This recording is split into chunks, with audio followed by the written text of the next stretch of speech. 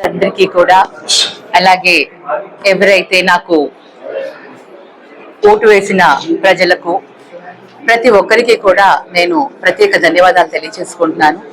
ఇంతమంది ప్రజలు నాకు తోడుగా నాకు ఆ ధైర్యాన్ని ఇచ్చారు.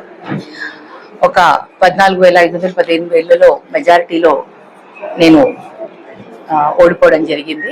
కానీ ఎంతో మంది ప్రజలు ఎంతో మంది కూడా నాకు నమ్మి నాకు తోడుగా ఉన్నందుకు ప్రతి ఒక్కరికి కూడా నేను ధన్యవాదాలు తెలియజేసుకుంటున్నాను.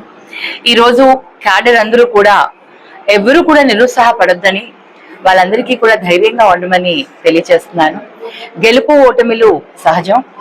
ఒక పోటీ అన్న తర్వాత ఉన్నప్పుడు ఒకరు గెలవడం ఒకరు ఓడిపోవడం అనేది ఎంత సహజమో ఈ రోజు ఎలక్షన్ లో కూడా ఒకరు గెలవడం ఒకరు ఓడిపోవడం కూడా అదే సహజం.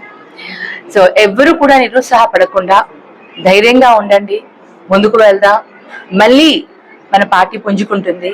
మళ్ళీ కూడా మన అందరం కలిసికట్టుగా ధైర్యంగా ఉంటే ఏదైనా సాధించగలుగుతా అని ప్రజలకి నా కార్యకర్తలకి అందరికీ కూడా తెలియజేస్తున్నాను.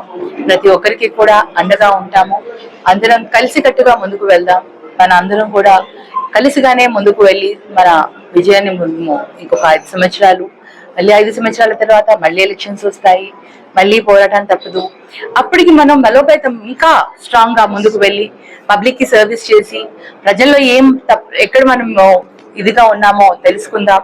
మళ్ళీ మనకి అవకాశం వచ్చింది, మళ్ళీ తెలుసుకునే అవకాశం తప్పకుండా అందరం కూడా ముందుకు వెళ్దాం అనేసి ప్రతి ఒక్క కార్యకర్తకు కూడా ధైర్యం చెప్తూ మేము ఎప్పుడు అందరికీ అండగా అందరికీ తోడుగా ఉంటానని తెలియజేసుకుంటున్నాను.